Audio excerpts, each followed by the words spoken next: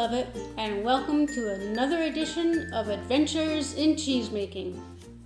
Today, we will be going to England. That's where this cheese, Wensleydale, comes from. Wensleydale, England. Wensleydale cheese was originally made in the 12th century by Cistercian monks. Those are French monks. The idea, and that was just plain Wensleydale. The idea to have cranberries with Wensleydale came about in a pub around 1996. I will include a few links below the video and you can read up on this interesting information. So this cheese, I got the recipe on YouTube from Cheese52, and that is Lisa and her cat YumYum. I made it from raw milk, and this is actually the longest cheese, or the oldest cheese that I've tried yet. This is 70 days old. It's the cheese that's been aged the longest so far. Notes about this cheese: when I was making it, the whey looked like little butter chunks floating around in it. And that made me wonder if maybe I lost some of the butter fat when I was making the cheese.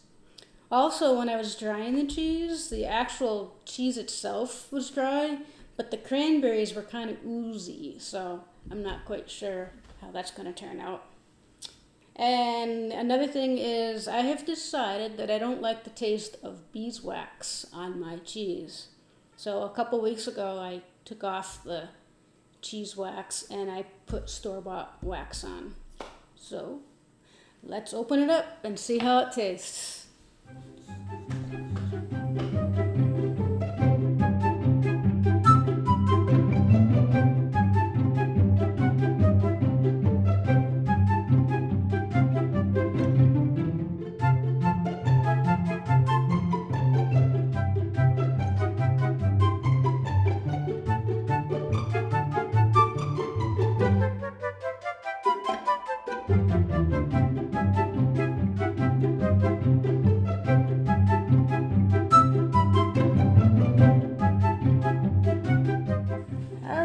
Here's our Cranberry Wensleydale. And you can see what it looks like. It's got white bumps on top, and I'm not sure if those are the crystals, tyrosine crystals, or just calcium chloride. But that's, get some wax out. Okay, and smells like cranberries and a little bit of beeswax. So let's open it up and see what it looks like.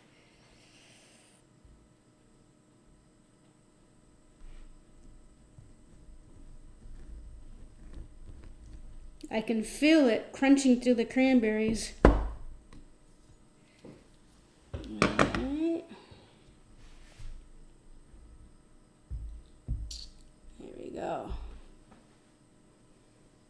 Lots of nice cranberries throughout.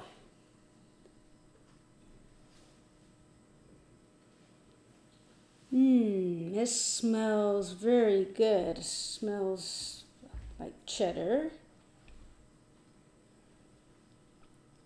And fruity. It smells fruity cheddar. Yeah. Okay.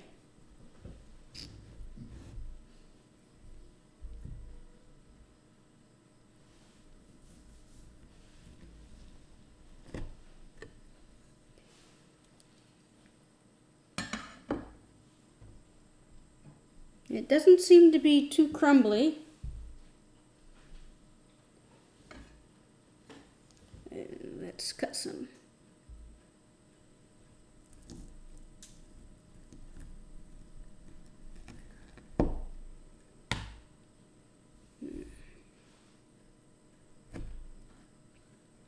I'm just going to cut off the edges where the wax was.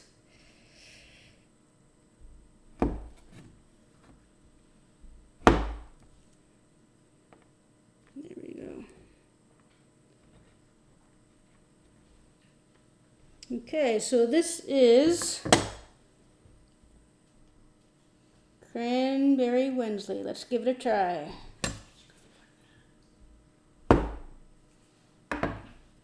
First we'll try without the cracker.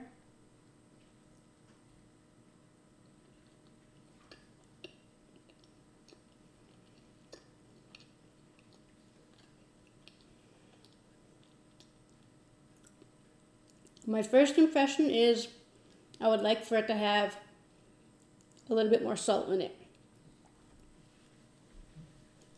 Let's try it with the cracker. I like the cranberries in it.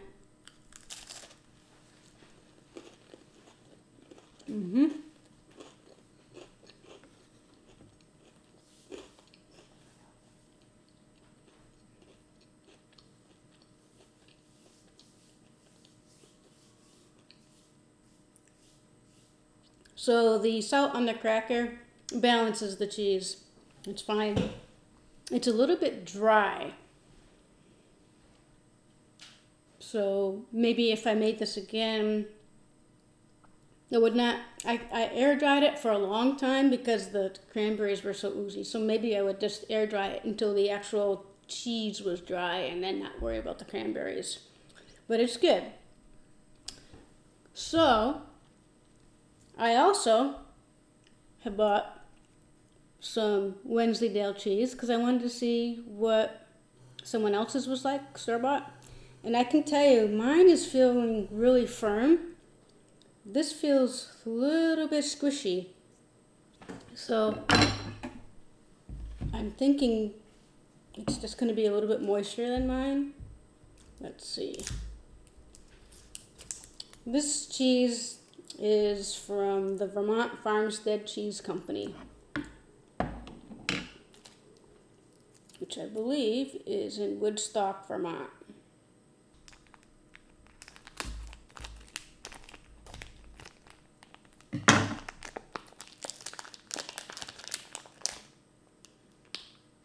This smells a little bit more cheddary, I think.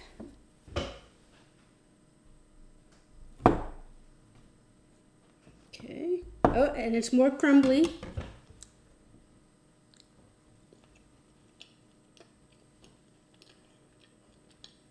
And more salty. Let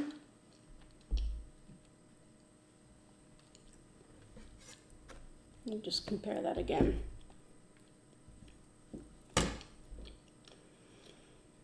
Maybe that's the only thing missing is the salt. So let's have a guest. All right, here's our guest, my sister Julie. Hi. And she's going to be brave and try our Wensleydale cheese. Did you miss me? I was only in the first one. I didn't get to be in the second one that's coming. So I'm excited about this. So here is the one that I made. They look exactly the same. Let me cut some more. Oh, wow. Very good. Cranberry is great. This will be good on a cracker with a glass of white wine. Not red wine, but white wine. It's crumbly. I think it tastes a little sour. It tastes of cheddar. Very good. Very good. And then this is the Cranberry Wensleydale from the Woodstock Farmstead. That place in Vermont. Definitely more salt. I like ours better because I think this has too much salt in it. That's just my preference. Very good. Again, a glass of the white wine. Yes, not red, but white wine would taste very good with this. Well, that's our cheese tasting for today. I'd also like to thank Janet Belon for our nice display in the background, because we were in England, of course. And in a couple weeks, we'll be trying another Budakesa, but this will be interesting because we added an enzyme in it called lipase, which gives it a little bit of a sharper taste that the Italian cheeses have. So it's going to be pretty interesting. Until then, thanks for watching. Bye.